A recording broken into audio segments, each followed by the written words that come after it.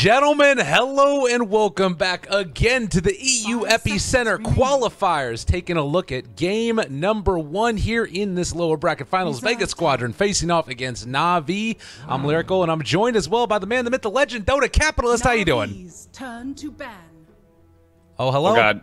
Hello, sorry, you're cutting in and out. Hello, I'm here. Okay, wonderful. Sorry about that. I just popped into the channel and it went all haywire.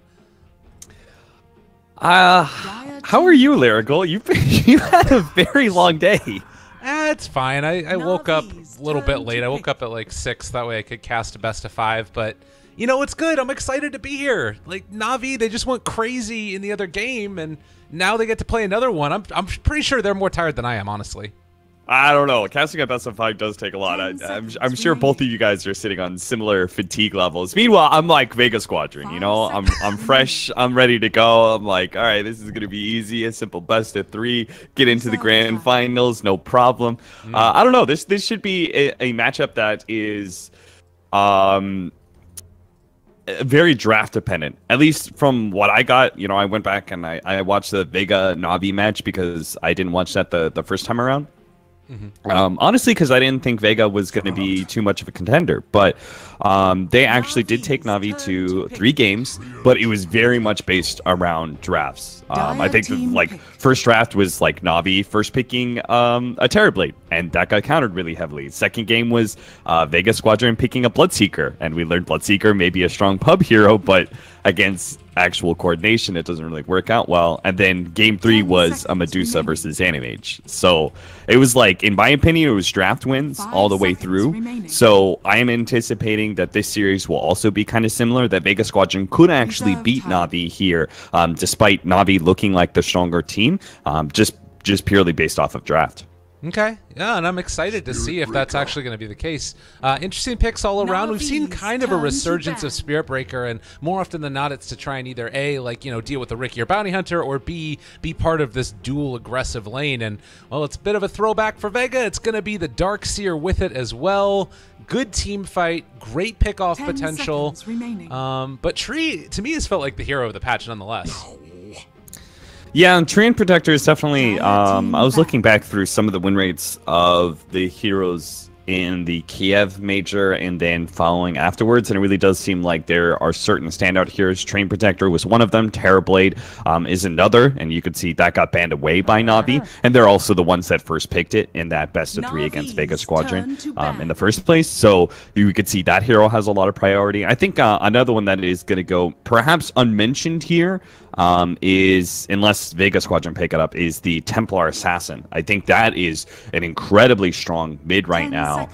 We see it quite a lot in the NA scene, and I think it's just one of those heroes that time will kind of show that in this current meta, it is one of the most powerful mids you can get your hands on. But having that refraction for Navi obviously wouldn't make a whole lot of sense against the Darkseer. They already have the Treant Protector, living armor that's going to be eaten up by the Ion Shell, so they obviously can't focus too heavily on those kind of damage-based blocks. Yeah, that would be a little bit of overload. I do like the combination of having Tree and then Refraction work together, but like you said, the DOT already there, and then having Spirit Breaker able to move in and mess with them. They're just going to take the CM for now. So nice mana regen, gives you a little bit of early laning strength. For Vega Squadron, it's kind of a weird one, I feel like, because, you know, we talked about the strength in the laning phase of Spirit Breaker and Darkseer, and you can do stuff in the mid game with still taking fights, but having, like, you know, both a Tree heal and then also the Juggernaut healing ward down, I feel like maybe if, like, it gets to a point where they're trying to trade off towers, Navi will be the ones that are a little bit ahead in that regard, because you can force the towers to the Juggernaut and keep your towers protected with the Tree as well. Yeah, I think Crystal Maiden, she was like the most picked support, and we kind of do that going into the Kiev major. It was like incredibly versatile hero, and I think versatility is pretty big right now, because you want these heroes that are able to play off of, like, you want to be able to have strong early game, strong mid game, and still be able to scale into late game as well. You see very few lineups that don't have at least a I would say like 40% chance to win in the late game. You know, like even if they don't have the advantage late game, they still can win if they play it, you know, they just play it better than the enemy, or they have a net worth advantage. So Crystal Maiden's one of those like really strong early game heroes that is able to take advantage of jungle, which is particularly important in this current meta. But Vega Squadron's choice of the Shadow Shaman is another one of those KF heroes that did have a very high win rate, I believe. Didn't get picked up as much as many of the others, but it seems kind of okay right now. I'm not sure how I feel about it against the Treant Protector. It does look like we're going to be doing like aggro dual lanes for both teams, and Shadow Shaman is particularly bad against aggro dual lanes. Super strong against solo offlaners, but maybe not. Navi could always contest that dual lane of the Darkseer Spirit Breaker, and I guess Enigma would be one of the few heroes that can actually go as a solo offlaner against a Shadow Shaman +1. Yeah, that'd be really interesting. I don't know how I'd feel about that. And also, the interesting thing here is, like, Navi, they ended up having, obviously, in that last match that we just saw for the summit, I'm sure everybody was keeping an eye on it. Everything go crazy and haywire, and you know, the games are going really late. This, to me, feels like it's a much more aggro, let's just try and end the game now draft. They don't want to go crazy and, you know, go to the super late game. And Vega Squadron, as you mentioned with the Shadow Shaman, also just the same style of play there. But yeah, seeing the Enigma now and knowing that it's going to be in the off lane, does that change any of the thoughts from Vega Squadron? They still have to go for this dual off lane, right? I think they still go for the dual off lane for Vega Squadron. Navi still have a little bit more room to work around. I would say Navi, to complete their draft, are probably going to be looking for more of a carry mid. You obviously don't want a single core Juggernaut. It's really not very good, and you can't rely on the Enigma necessarily to be your like semi carry. So you're probably looking at Invoker's a pretty bad hero right now, but that seems to, my mind always goes back to Invoker as one of those mids that can perform for you. It's kind of disruptive. Maybe it's one of the few Invoker games, but I kind of doubt it. More likely we'll see a hero like maybe OD or SF. Maybe if you want a building hitter and you really want to go aggro, that would probably be the most aggressive lineup you'd see in this current meta, would be like a mid SF and a safe lane Juggernaut. It doesn't give you a whole lot of late game viability, but the Enigma does kind of boost that a little bit, and it would give them this opportunity to just like pressure a lot of towers pretty early. They could potentially win their mid matchup depending on what it is. They could have really strong laning phase and then take all these outer towers and then can just kind of control the map for a while and play off of the first two Roshans. And then if the game goes late enough, I guess you even have the Treant Protector Ags, which would be a decent amount of control. Yeah. Sniper as well, actually. Sniper's coming back into the meta a bit. Yeah, I was wondering about that one too. It seems like the one problem with that is obviously Spirit Breaker charging at you, causing problems, but I guess you have play arounds for that also. A good amount of, well, not a ton of them, but a couple of ways to interrupt that charge, and then obviously you're going to go for Hurricane Pike later too. And then that's that building hitter, as you were mentioning, and that's maybe why you see the Spectre ban. Yeah, it could be. I think that SF is a little bit more the viable hero here, and the Spectre would be really annoying. And sure enough, the SF is going to be banned. I think it's all based on the matchups right here. For example, if Vega Squadron go for, let's see, we've got is this a mid silencer or a safe lane silencer? I'm not sure which, but if it's, say, like a mid OD, then you probably pick up Sniper against it. If it's what's a different safe laner that'd be really good right now? Slark's banned. 5 seconds remaining. You don't want like a strength hero necessarily against Enigma, but Sven does go well against Juggernaut. You know what? You're clipping a little bit. Do you want to try a Skype call real quick and we can see if we can solve sure. this? All right, let me hop on that real quick. I'll call you up, and then if it doesn't work, we'll go back to this. It'll be great. Okay. Hello? Oh, hey. Is that better? Yeah, it sounds a little bit better. I'll boost you up a little bit. We'll make it work. We're all about solving problems here, and we're going to make it wonderful. But still safe lane hero. You said not strength. 10 seconds yeah, Spectre remaining. was a good ban. Anti-mage. Ooh. An anti-mage Navi's without a turn to clear without like a clear counter. Like Animage is usually picked up when you want to be able to counter something. Say you have a Medusa on the other team, or you have like an Alchemist or something. Like you want to be able to keep tempo with that kind of gold. You usually don't settle on an Animage before you know what the enemy team is doing. But unfortunately, most of the carries that that are out there are kind of banned away. So I'm not feeling very good about Vega Squadron's choice here. What's left? Oh, safe lane. No, they could run Juggernaut mid, then safe lane Bloodsinger. They'll bring it back. Probably not. That was the pick, obviously, that you mentioned that happened earlier. Seems unlikely. Yeah, Vega Squadron it was okay. They do go the Alchemist against the Animage. I thought maybe they would try and take the tempo against the Animage, but I guess it is a little bit dangerous. They do have some pretty good early game heroes in Vega Squadrons with the Spirit Breaker Darkseer combination combined with the Silencer. I still prefer Navi's lineup just because they have all good Ags upgrades, so Navi's not going to feel terribly pressured going against the Animage. Aloha Dance has got to be able to get his like 35-minute farm and probably end the game by like 50 is what I would kind of look for timings here.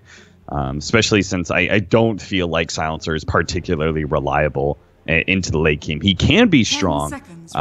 It's kind of like OD in some ways, and that you can be strong, you can be a heavy hitter, but you're unreliable late game. And I think that's the biggest takeaway is that when you run these strategies, you want to make sure that you have like guaranteed win conditions. So I would say Vega Squadron, they're going to have to be super disruptive with Sioma the Slayer. Like, he's their only playmaker. If you look at this, and Animage is farming, and Darkseer, spends a lot of time in his lane, and Silencer isn't really a hero that moves around and makes things happen, then you've only got Spirit Breaker. Like, Shadow Shaman's not really a mover around either. So you've only got Spirit Breaker to make the plays happen around the map, and they do need a lot of disruptive plays to make sure that Navi don't take the control of the game at 20 minutes with their Juggernaut. Because if you look at the Navi side of things, they do have some mover and shakers. At least Train Protector makes a little bit more happen during the laning phase. At times you have a Juggernaut core, which is I think a big playmaker who moves around every single time he has Omni Slash.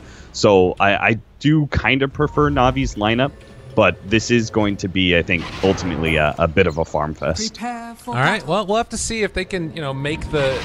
I guess the thing, too, is that maybe you take those couple of heroes from Navi who are playmakers. Oh, God, Sioma's just going to be taunting the whole game long. And then you end up going back and, try and shut down the AM. Whatever is going to run right into Sioma here, and with an Ion Shell already on him, a couple punches. This is actually a charge forward. Is going to be dealing some more, and they will use the Frostbite to make sure the CM gets out A-okay. Yeah, that taunt is the worst in the game, though. Jesus. Is it the worst? I know it's pretty bad. It's definitely pretty bad because I've gotten a lot of Spirit Breakers taunting lately and just spamming it out. But you think it's the worst one? Because I think the SF one is pretty bad too. Yeah, it's pretty annoying. I think it's just because of the Frankfurt Major and the way that worked out. It was always happening. Like, could you imagine if Spirit Breaker was taunting like that every game, just right as you're trying to farm last hits in safe lane? Yeah, that's true. Valve is all about the taunts right now. We're getting more of these heroes that are actually getting taunts themselves, but now there's also the question mark when you get a deny. There's these voice chats that you can throw out where, somebody misses a last hit on a rage creep and or ends up, suiciding to neutrals or gets first blooded. All of a sudden you hear Toby's voice, "It's a disaster!" And I'm like, oh God, not again, stop it. I don't need this in my life. I've already been haunted enough by missing the creep. Yeah, no, I'm with you. It seems like it's a thing. And you also see now as well that the allied chat means that you're also going to be able to, we'll be able to see that now too, as casters, even any allied chat that goes on. I noticed that earlier. I was watching that Navi game and they both pinged the Roshan time. That's really cool. I hope that, is it just command ally chat, or if somebody actually takes the time to say something to their allies in the chat, do we get to see that? No, it's just command ally chat as far as I could tell. I know, that'd be the best. I was hoping to pick up some flame, some key flame in some of these games. It'd be the best. Well, early little movements around right now. Navi just got completely completely owned with their wards. Their D ward, or their observer ward over here got D-warded. Their observer ward mid got D-warded. Then they placed a sentry on the high ground. So General is not feeling good. He is going to be in some trouble, and Sioma is just going to keep this pressure onto him. Tough match so far for Navi already.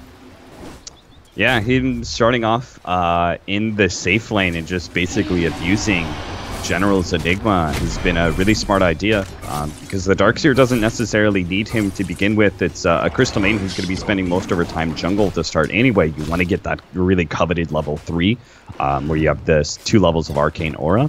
So he's going to be spending his time jungling to start. And Suneko plus Pycat, Juggernaut, and Treant Protector, 2 melee heroes, can't really zone you out.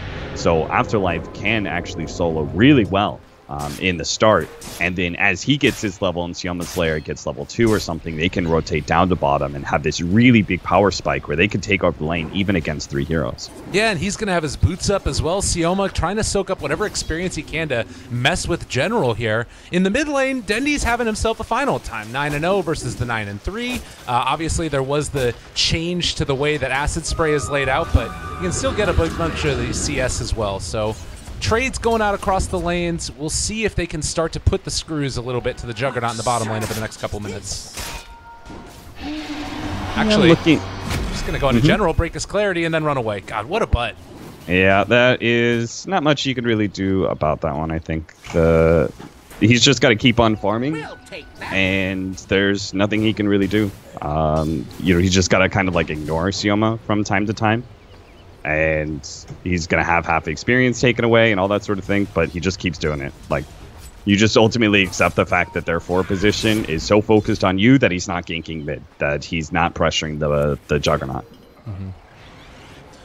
Well, there are some pings coming out. They're going to get another deny on these creeps here and now try and force Sioma back a little bit. But you do also have Silent moving in, and vision-wise, they don't see this Shadow Shaman here. Now they do spot him, and they realize they are not going to be able to do it. They're going to block both of his camps at the 3-minute mark and just walk away. Oh, General. This is some cyberbullying. All right, Suneko's finally going to try to... What, he laid down a sentry? Oh, my God.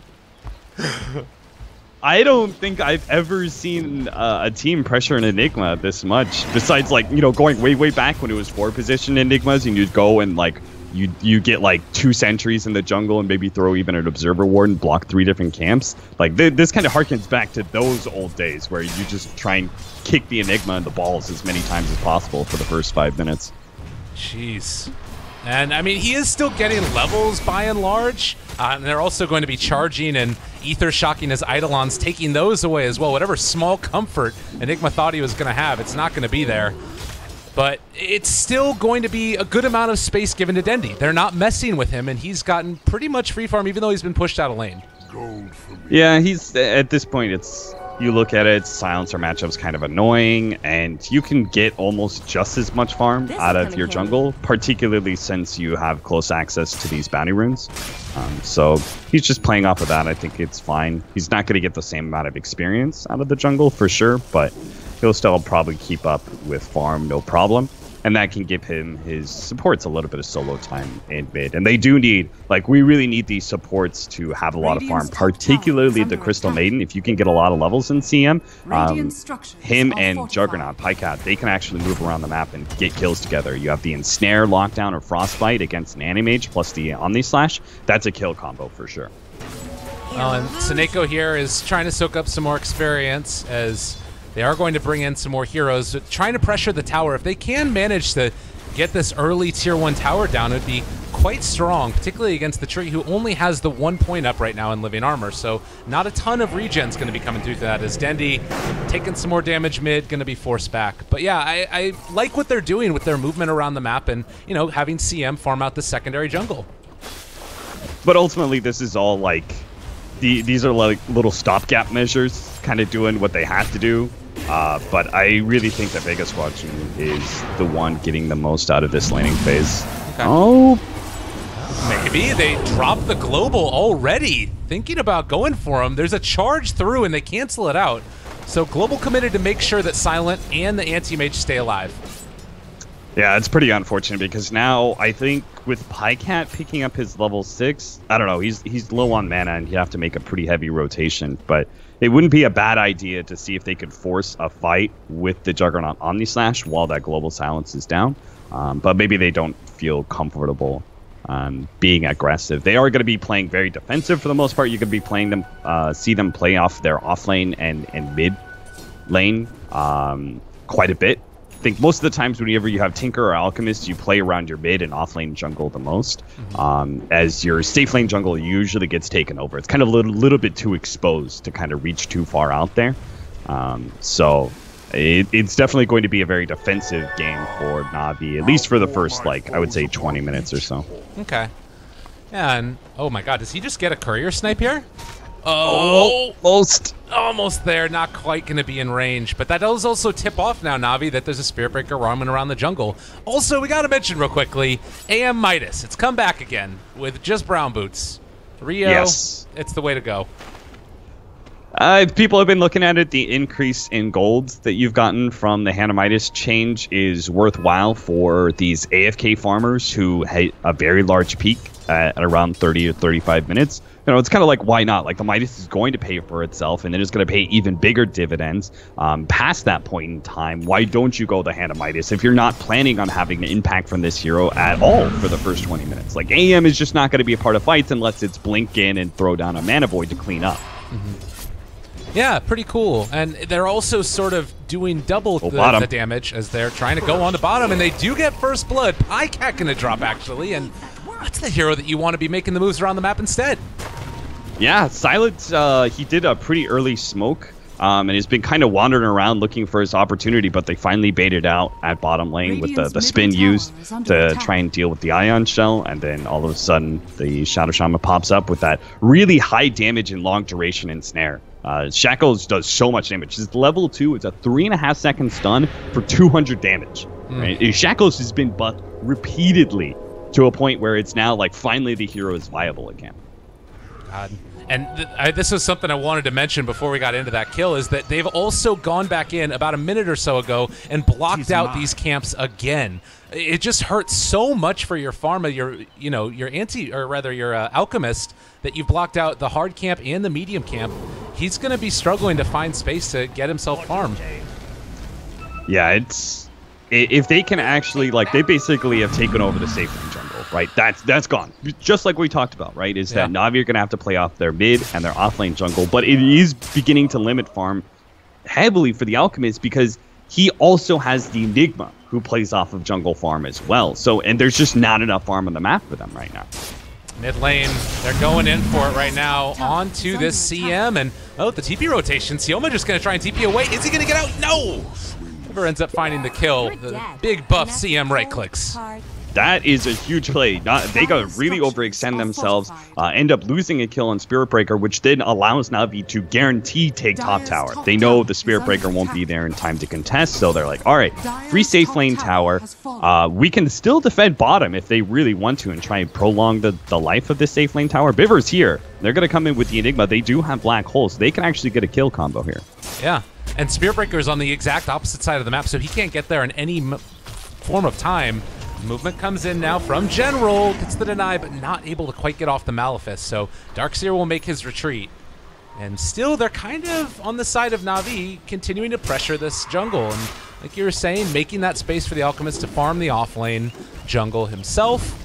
And we're also seeing like Treant at level 6. Do you still feel like the laning stage is into the favor of Vega, or have you seen Navi make the moves to pull it back into their favor a bit? I think this last maneuver that they made, rotating the Juggernaut out of his safe lane and then taking the opposing safe lane tower, opened up the map a lot. I think it does recover some part of the laning phase. It was definitely favored for Vega Squadron, but the combination of that blunder at mid as well as a good play by Navi rotating top definitely opened up the map quite a bit. And we'll see the farm definitely on like the net worth chart. We'll see that kind of react to the map. Like, look how spread out they are. They're farming bottom, they're farming mid, and Juggernaut's farming like the top lane area as well. And this is exactly what Navi want to be able to do, while Vega Squadron want to close out the map. And again, that's why like losing their Spirit Breaker is so important, because it's their only playmaker. So when Spirit Breaker's down, they don't really feel threatened and they can spread out. Oh, General, they're going in for this one. The Overgrowth, though, to try and turn it, they can't quite get the Black Hole down. And so because of it, we are going to see 2 kills going the way of Navi as they bring 4 from that Vega Squadron. They healed up the safe lane tower quite a bit, but it does look like this push is going to take it out. I am a little bit hesitant about Navi contesting any pushes from Vega Squadron right now. I think they've done a good job of just keeping the map a little bit open and getting the farm they need to, but if they take a really bad fight, this game could take a pretty nasty turn for them, but they're going to try. Yeah, moving in. They have him here, and, well, TP away. Silent, not going to be able to make it happen. Pycat punishes. But again, while this is all going on, you have Spirit Breaker, who's blocked out 2 more camps. And, well, the rotation in from Biver. Can they actually find this kill here? They do have Frostbite as well as Nova, wanting to save that for the charge. But it looks like it's still going to be the kill nonetheless. The CM picks up another. Did you see that? Sioma tried to, like, bait it out. He, like, stopped moving like he was using Charge of Darkness because he didn't want to, he couldn't afford to get it canceled. Yeah. So he was just trying to bait out the Frostbite so he could charge afterwards. But unfortunately, a little bit too much damage, especially with the unstable concoction. Well, Ancient Camp being pushed in again, and you do have this camp blocked out as well behind the trees. It's been the name of the game for Vega so far, as we do have the spin away from Jug in the bottom lane, and it doesn't look like they're going to try and force the issue with that tower any further. Still anti-mage farms. Yep, Animages and Midas, Battle Fury, again, like, you don't expect an impact from this hero, so just get the AFK farm items and call it a day. They're basically trying to get the Animage to a point where at around 30 minutes, and the Alchemist isn't quite finished farming, the AM is done farming, and he's way more impactful than the Alchemist, and they just take over the game. Before that point, it's all about creating space and kind of inhibiting the Navi side as much as possible. Them taking the safe lane tower would be a huge step forward for them being able to, again, get more control over the Radiant jungle and limit the farming area for Navi. Oh, and they do take that tower with the ward set down in mid. There is still a charge onto the Alchemist, which is abruptly canceled as Dendi heads off across the other side of the map. And yeah, they're making the space that you're talking about, them needing to do. Oh my god, are you kidding me? The Shadow Shaman is denying his wards every time the Jug comes up to hit him. That's pretty sick. Man. Nice. And gotta find ways to limit farm as much as you can. Feeding away Shadow Shaman wards, feeding away Treant. That's what I've always wanted to see from Valve, is to give us a stat of how much gold is fed away by these summoned units, because they do have an impact. Right. So especially those Shadow Shaman wards that are so easy to kill. I think it's like in total maybe like 250 or 300 gold. Like that's a serious hero kill. Yeah. If you actually take all those wards. So. Well played there by the Shadow Shaman. Love to see those little things. And, well, we're still also sitting around with Dendi getting his arm lit up, building towards the Rainius. Hasn't really had that affect him at all. As far as, like, that matchup is concerned, you said that the Alchemist is still going to be farming when the AM comes online, most likely. Do you think that if the game continues as it's going, Vega Squadron are going to hit that nice timing, or do you see ways for Navi to sort of turn the tide over the next couple minutes? What's the big play that Navi are going to look to try and move towards next? Usually when you get the Radiance, you try and get a little active with your Alchemist for probably about like 5 minutes. It's basically this Radiance is such a big power spike that you try and use it to get some towers and stuff like that. So we're probably going to see them try and get aggressive as soon as they finish that up. So in about 2 or 3 minutes, they'll have that item. They'll also have General went for Hanamitis and isn't really close to a mech, so they don't have that team fight item, unfortunately, but maybe they'll have Pycat's level 2 Omni Slash, which is a significant upgrade. I think they'll hit at least some power spikes. I was hoping with the Enigma mech they'd be really strong, but I think either way they do try and force some fights. There was a moment where they might have been able to find Snako, as they did place down a Sentry Ward and were kind of baiting it out, but Sioma not deciding to go for the charge immediately, didn't have that level 6, otherwise that would have been a dead tree. And in the meantime, Afterlife, as well as the real you, Mr. formerly Aloha Dance, are all moving down towards bottom. pushing it in a little bit further as well. Wow, they're not even getting the radiance. They're going to 4-man smoke behind the Juggernaut right now. Wow, jump forward as well. They've just destroyed Sioma, dropping the Omni Slash with all those other heroes in the area. Now taunting as well with the overgrowth. Seneko a little bit mad about something. That is, I mean, it was unexpected from my point of view because I was for sure that they were going to pick up the radiance. So it was definitely unexpected for Vega Squadron. They did not, like, that was a really fast, like, 5-man group up straight into a mid gank that allows them to be able to take that mid tower. That was cool execution. I like that Navi tried to make a play like that, and I think we should see more of that for the next 5 minutes or maybe even 10 minutes. I'm not sure how long you try and be active with your Alchemist in this sort of situation. Because, again, it's like, you know the Animage doesn't really want to fight. He's busy doing his AFK farming thing, so you feel kind of comfortable being 5-man and going for objectives just because you're expecting only 4 heroes at Vega Squadron to be there. Yeah, and in some ways I really like that they're not trying to just like chase the AM around the jungle, because if you miss that kill, then you've wasted a ton of time. But then on the same side, like, can you just let the AM free farm with the Midas and all that stuff? Maybe a little foray into the jungle could help you find it, but you just need to commit so many heroes for it. It's going to be hard. As Afterlife going to get ran down. They're going to drop the first black hole in the game with the global silence to counter it, and Afterlife just going to saunter away. No problem at all. That was awkward. This is a problem that General is going to have to deal with the whole entire game. It's why you've got to get Mech into Guardian Greaves. So you want to be able to hold on to your black hole. As soon as the global silence is used, you pop Guardian Greaves to remove that silence, and then you can go in for the black hole. But it's going to be difficult to arrange that because G should never use his ultimate until he sees the black hole used. Yeah. And I guess the plus side of that is that now that you have the Radiance up, maybe you can make a play with Global Silence down for another 90 seconds. It's that longer cooldown, obviously, for Black Hole, but, you know, there is a nice little window here for him with Radiance up, and maybe some objective to be moved towards bottom tier 1 tower, perhaps, or maybe even Roshan? Yeah, you are kind of right. It's like the Black Hole is not the only playmaking mechanism that Navi has, while the Global Silence is definitely one of the few, like, dominating team fight abilities that Vega has. So I think they can take Roshan with pretty good confidence here. I don't expect Vega Squadron to be able to contest at all. You can already see they're like posturing 2 heroes here, and he's going to charge through the Roshan pit to top lane, but they're not actually contesting. Okay. I like that from Sioma. It's like, all right, do we get him to blow a big ulti or not? And yeah, the Global Silence for the save on the Darkseer in the bottom lane ends up netting Navi a Roshan. Hey, you never know. Maybe you charge through and you actually get the bash charge onto Roshan that secures the last hit. You know? Crazier things have happened. Absolutely.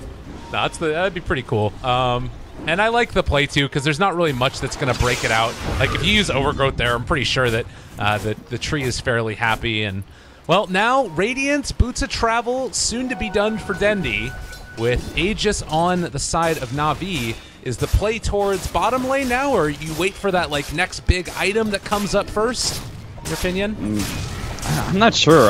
I'm beginning to rethink the timings of this game because we have Vega Squadron picking up 3 Hand of Midases. I think with those 3 Hand of Midases, they actually win late game now. Even with the Aghanims being given away to the various Navi members. So I think there is actually pressure on Navi to make a lot happen in this next 10 minutes because they know these Hand of Midases are going to start. Like, they'll basically pay for himself and probably about by minute 30 for most of these cores, especially like G. I think his Hand of Midas is one of the later ones of the 3. So they want to make something happen. They know, like, the Animage, at least we know anyway, he doesn't have Manta yet. That is one of the better items for him to pick up. He gets a pretty decent peak at that point in time. So they should try and take some more objectives. Probably push this tier 1 and go for tier 2. Especially if Shadow Shaman uses their Serpent Wards at top, which he does. So now they don't have that extra pushing mechanism for the tier 2 push, meaning that, like, Navi easily outdoes them. Oh, Tree Actually, is not going to get charged. He was charging the creep wave to push it in towards mid, so maybe you see the rotation over. But yeah, you talk about it. This is a really nice timing right now. Radiance, armlet done for Dendi. He's even saving a hold of his ulti now. He's going to pop it to make sure that they can secure that tower. And looks like they want to come back to defend this tower. Movement comes in. There's the overgrowth. General is there as well, looking for the black hole. But can he get it? He ends up dropping it solo on the silencer a bit too late to catch the real you. And so they will find one kill, but that is it for now. Oh man, I really think I'm not sure what General was doing there. I don't know why he Malefaced. Like, they caught the silencer. Like, that's the dream right there with the overgrowth. He just needed to run in and black hole both the Animage and the silencer, and they maybe could have gotten 2 big cores, and all of a sudden the game is like, the world is their oyster. Like, the whole entire map opens up. They can take more objectives. They can start actually maybe getting some aggressive vision down and just kind of controlling everything in the game. But they don't get it in time for Aloha Dance. He manages to slip away, and because of that, he's going to keep all the lanes pushed in, or at least all the ones that Navi are not at. Is under attack. Yeah, and now you're looking at a situation where you don't have Black Hole, but you still have the Aegis, so you kind of want to make things happen, but it's a little bit scary. General does have Guardian Greaves, so he's going to be able to get that dispel of the global silences. Another charge comes through onto mid. It's just a little bit of aggression. They actually decide to go for this one fully, and Seneko going to be brought back down and killed off. But it might come at the cost of the tier 2 towers. Top lane, they've taken it already. And killing the Train Protector and maybe being able to take that tier 1 mid. Not sure, because the glyph was used, rotations are coming back. It doesn't look like... Maybe. I mean, they don't have living armor. This is a huge win for Vega Squadron, taking this mid tower finally. It makes... I guess Alchemist isn't really afraid of smoke rotations into his jungle as much anymore because of how tanky he is, but it does, I guess, open up some opportunities for Vega Squadron to aggressively move in from mid into these deeper areas in the jungle. And you have this problem now where maybe he might even end up being a little bit afraid of the anti-mage when the fights start to come up, because AM has the Manta style done now. There's a big movement up here to the high ground. Are they trying to take this fight though? Silencer. Oh wait, did they just run into him? He blinked into them? Oh no! The real you gets caught out. He blinked into the jungle to farm some more, and Pycat just gets a free kill on the AM.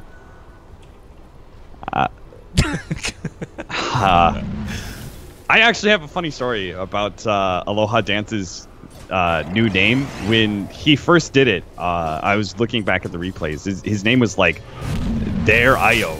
Yeah. You know, he just took out some of the letters, and it sounded like this phrase that I learned in Russian. Ya Nyepanamayu. Okay. And that phrase sort of sums up exactly how I'm feeling right now, watching that play from Aloha Dance, the real you.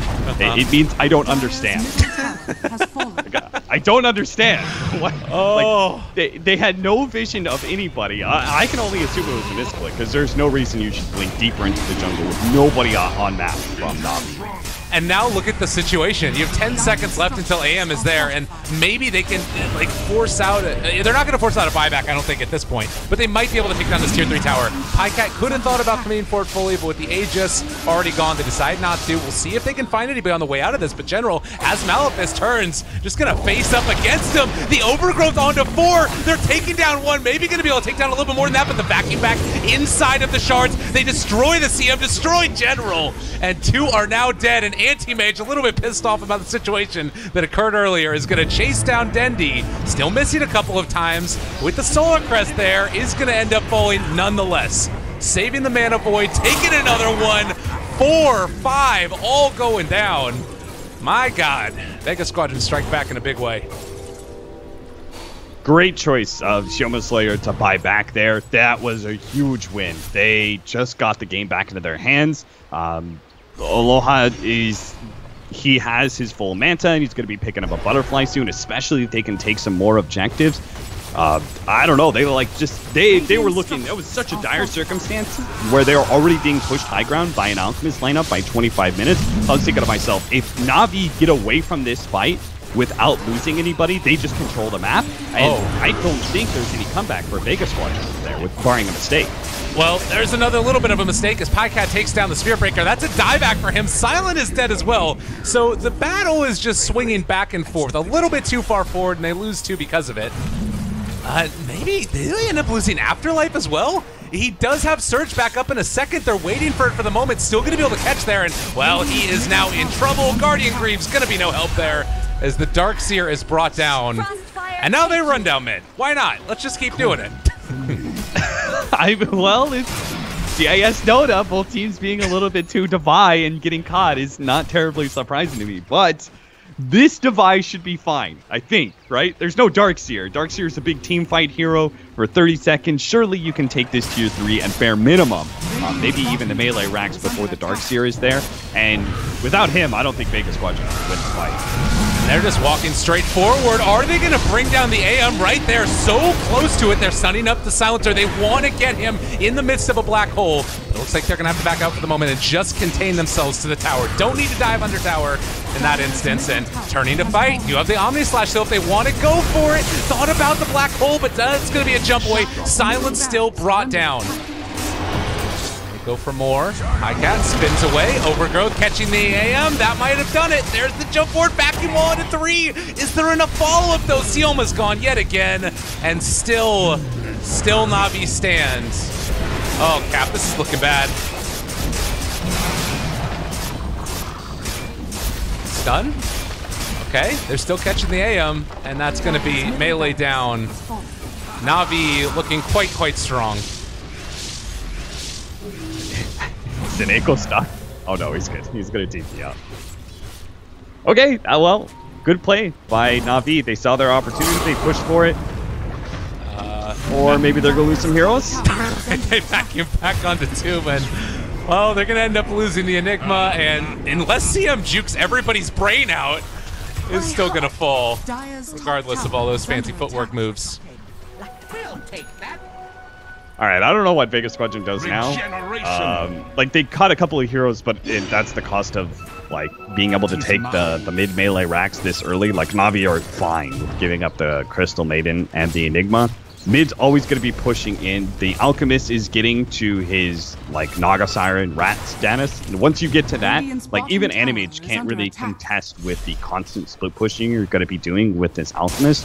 So he's always going to have, probably thanks to the mid lane being gone, 2 lanes of racks being pushed in. That really closes off a lot of the map and gives Navi a lot of room to be able to just kind of lock Vega Squadron. The Animage is always going to be farming, but these other heroes is what I'm worried about. Like, they have Hanamidas, yes, but they still need to be able to farm some of these neutrals and things, and that's going to be closed off once Navi gets the full rat out from the Alchemist. So I think Vega Squadron have to be... I think they have to play around mid right now and get this next Roshan. Like, they need this next Aegis, and they need to be able to utilize that Aegis to make sure that Navi don't take map control. Because if they do start getting closed out, their cores, like their Silencer, are really going to start falling off, and it's going to be entirely on the Animage to carry this game. Yeah, and he just, like, I mean, little things as well. Like a Blink Dagger on Shadow Shaman would make all the difference in the world. He does have drums, which is, you know, another form of being able to deal with getting in close and such, but that instant disable is just really important. The Hex is nice to be able to instantly take out one of those Alchemist Illusions, and still you have Anti-Mage farming, but as you mentioned, Roshan, soon to be on the table, and Navi know about it. MKB soon for the Anti-Mage, plus he's going to have his level 25 pretty quick. Either the 25 agility or the -50 mana void. Either one are going to be pretty significant. I'm trying to think of, like, the mana void is really worth it. Alchemist does hold a lot of mana most of the time, but it takes like a really long time to be able to burn through all of that because he's got so much mana regen. So I think maybe the agility is better in this case, and just try and buff your jump Manta play. Yeah, I like that idea a lot. He does need to get over here quickly, though, and they need to be ready to fight. He had his TP in his backpack, so wasn't able to jump quite in time, and now with Roshan going down, they're going to send out these illusions. You do have Darkseer Vacuum Wall available, and Real U taking down the illusions, getting ready to walk in. Sioma is there again as well, charging down onto one, but Roche is still going to be the one that they need to try and take down in the end. BKB pop for the Real U. Now wants to fight this, but he's not inside the Roche pit. Roche bashing up Pike, and it is going to go down now. And they aren't able to come in and contest it. I don't know if that was all intentional or if what exactly was going on, but they decided to kill off the CM instead. That was worth it for Navi. Like, Seneko did a great job positioning himself. Where he's sitting there to be able to pop smokes and be able to get a really good overgrowth on this tree next to the Roshan pit. And as soon as he spots, them and they spot him, he runs he just straight up runs up and kind of like away from the Roshan pit, and that's perfect. Even if he dies, it doesn't matter. If they get the Aegis, then they're still fine. Like, Navi still control the game. The worst possible thing would be them losing that Roshan fight outright. Vega Squadron takes the Aegis, and then the game's back in their favor again, I think. Now, with this Aegis, they've got their heroes. They just wait for their supports to come back. They group up, and they go for a 5-man push into high ground.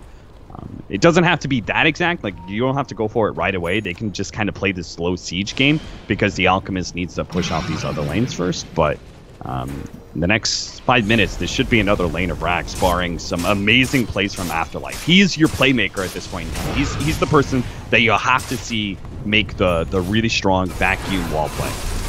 Oh, there's a quick jump in, and they almost completely destroyed Pycat, and there's the vacuum wall you were talking about, but the overgrowth is there as well, and now Guardian Grease popped, but it's actually going to be the Global that ended up breaking it before General could go in for the big black hole play. He doesn't have Blink yet either, so it would be hard to make that move, but still, big ulti's down, and Navi's still stand ready to push. I'm a bit concerned about Pycat being able to hit this tier 3, though. You saw how fast Aloha Dance was able to bring him down. He just like popped the Manta, surrounded this Juggernaut. He was getting so many MKB procs that Pycat dropped like a rock. So, because if he can't hit the tier 3, then who does? Yeah. And if they group up too much, don't try and hit the tier 3 together, then they're susceptible to vacuum. Oh my god, and they end up going for it, but they catch them. Oh, immediate great vacuum back to break the black hole from General, and now Pycat just trying desperately to get onto anybody. He will manage to find that Omni Slash and doing a good bit of damage. Silent, not going to be brought down. The Real U comes in, helps out his buddy, and now they're chasing. They want to bring down Alchemist on the other side of it as well. They're already gotten away with everybody else, so it looks like they're going to stop the chase, but a great fight there again for Vega. I really don't think Navi should force that. As soon as they saw how bad it was for Juggernaut to hit the tier 3 and how well the Animage is countering him, they just needed to play a siege game and let the Alchemist do his thing. Like that, I think it was just suicide going into high ground like that, or even getting close to that Animage with the full 4-man behind him. I'm not sure what the exactly items they need to be able to turn a Juggernaut into a hero that can finally hit that tier 3 tower, but he's looking pretty lackluster right now. He's got Diffuser Blade, Mantis Style, Skullbasher. We don't have Shivas or an Assault Cuirass. We don't have either one of those kind of heavy damage mitigating items to prevent this AM from being able to pop somebody. We don't have anything like that, so I kind of felt like they needed to, after they lost that Aegis and saw how strong Vega Squadron was, they needed to just kind of like chill out and control the map and just play for more farm, because it's clear to me that they can't take a second lane of Rax anymore. Yeah. Not for a while. And the other thing that's crazy to me too is that it's not like it gets a whole lot easier. You said there's not like another great item. Like, there are some items that are good. Abyssal Blade on Juggernaut, great. You're going to have that, can jump in and try and blow one person up. But like, Silent is still going to build into a Blink Dagger. They've been able to find all this with like Silencer force staffing him into a Hex, which is just insanity. But yeah, it's feeling like a big swing again, and you can take a look at the experience. 10,000 into the favor of Vega. Cap, I'm not sure where you go at this point, because now you have to wait for the next Aegis as well. Like, at least 5 minutes away for that. Yeah, we're gonna see the late game scenario for sure. I think now, because Navi, at this point in time, they missed kind of like their mid game where they could play against these 3-handed Midases and just try and dominate team fights, and go high ground before the AM is ready. That's certainly not the case anymore. So now they've got to play for picks, and this could be a good one. Afterlife does manage to get away with his Blink Dagger. Yeah. And they're actually coming in. They want to try and fight this now, maybe. They are still chasing in on Sneko and going to be able to find him. They dropped down a Sentry Ward as well. A couple quick hits, a little bit of a razzle-dazzle, and they kill off that Treant Protector. And Shackle's also here as well. But not really going to be to any great move, as it's just the Alchemist Illusions trying to keep these lanes pushed out. Can Vega start to think about moving down on a tower, or you just think it's keep farming? No, I think they absolutely can. The Animage is getting to his peak. Once he has that Abyssal Blade, I think that's the strongest an AM really gets. Like, you can get Moon Shard after that, but I think once you have that Abyssal Blade, you have this blink in, instant lockdown. It's like a guaranteed kill, barring any save from the enemy. So you've got this like guaranteed kill mechanism. You've got BKB with still a pretty high duration. You still got 7 seconds on it. So you can definitely think about going high ground yourself. You just have to make sure that you don't get split pushed too much. And that is something that I feel like Navi is not doing terribly well. I'm kind of watching how Dendi plays this right now, and he's playing mostly off of jungle. He's not really using his Manta's been off cooldown for probably like 10 seconds or so. He's not really using these illusions to try and push out the waves heavily. I just feel like Navi's win condition, like, they have to stall out the game right now. Because if I was them, I'd be terrified of Vega Squadron 5-banning into my base, given how strong this Animage is. Well, and this might be that moment where they think about it. You've got the wards. He's level 17 on the Shadow Shaman, so 1 away from that max level Serpent wards. But even still, there's a lot of potential here to take a fight and then just move up. I mean, you don't even necessarily need wards if everybody else is dead on the side of Navi. Finally, we have Blink Dagger for Enigma. Personally, I would have gotten this a lot earlier, just so I can blink and catch the Silencer in the black hole every time, but he's finally got Blink and BKB. He can jump, grab the Silencer, and they can win a fight. Awesome. Oh, good Lotus Orb there. Going to be able to blink away, vacuum. The wall actually hits onto nothing, and now the Overgrowth is there as well. General trying to get in a position. He's going to be able to get it. The 4-man black hole. Omni Slash down as well. Oh my God. That is a problem, Vega Squadron. You need to take a second to think about that action. Ooh, gem to boot, no buyback? Is that just it? Did they literally just win the game off of that? They really did. How is there no buybacks on the side of Vega Squadron? What the hell? Oh my God. I mean, General's had a tough game, and it's not entirely his fault. He's playing against the Silencer, so I don't blame him. But the thing is, when you have a tough game about Enigma, you have to remember, one play is all it takes for you to be the hero again. And that was the play. He played it really patiently, found the Silencer in the back end, got the blink forward, and barely caught the Silencer on the tail end, but it was just enough. He catches 4 heroes, fights over, there's no buyback, and pretty much the game's over. I don't think Navi can believe it either. I don't think they believe that there are no buybacks because, well, they're hitting all these other objectives, and that's all fine, dandy, but you are now going to have Mega Creeps potentially as an AM. Oh my God, look at the swing. It hurts. It hurts, Cap. Navi are just like, just got gifted to win, guys. Like, it was going to be a back and forth for sure, but all of a sudden we win one team fight, none of them on buybacks, so... Wow. Well, that is a huge problem. You get out. I don't think they're going to find anybody on the way out of here either. Treant finished his Midas, guys. Don't worry. Well played. Nice. I like it. 6 Sneko. I'm a little bit surprised Vega Squadron are even sticking, because I would be tilted, you know? Like, wait, nobody has buyback? How the hell did we allow that to happen? But apparently they're going to try and play out against Mega Creeps. Navi have been in this situation before, though. Yeah, that's true. They have, and they've struggled in this game with the same thing they did in that series against Alliance. Actually breaking through and finishing the game. Oh, Cap, where do we go from here? I mean, geez, the whole game just got turned on its head. We were talking about how it was swinging back into their favor. Vega was looking great. And suddenly, a 20,000 net worth swing in the space of 2 minutes. I think if you're Vega Squadron...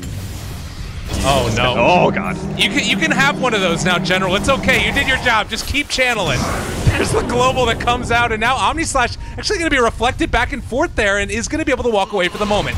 There's Silent, also going to be able to drop the wards, trying to take this, but now a lot of damage coming out. There's so much net worth. Backing wall back onto 2 as well. Afterlife trying to run away. Silent still keeping a hold here of Dandy. They try to go for the mana void. It's not enough damage. The stun comes out. Buyback. They've got it now, but it might have been a little bit too late nonetheless. Lotus Orbs, they're all going to die. Yet again, no buyback on AM. Running down the poor Vega Squadron, and good game is called. Like the well played. You see the Enigma? He pops the well played when he gets the no man black hole. It's like, yeah, go me. Yeah, it's whatever, you know. Like you're the hero of this game. You got the 4-man black hole that somehow caught Vega Squadron with